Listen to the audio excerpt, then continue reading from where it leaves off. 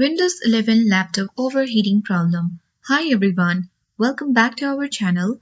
This is Rose and I will guide you step by step in order to fix Windows 11 laptop overheating issues. Without further ado, let's get started.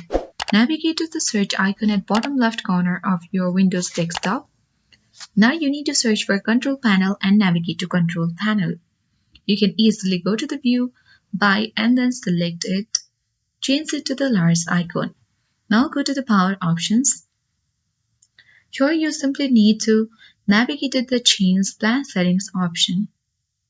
Go to the Change Advanced Power Settings option and a new window will pop up.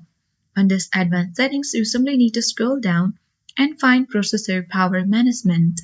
Click the plus icon to expand it. Now you need to locate Maximum Process State and then expand it as well. Here you need to change both on battery and plugged in values from 100 to something like 80 to 90%.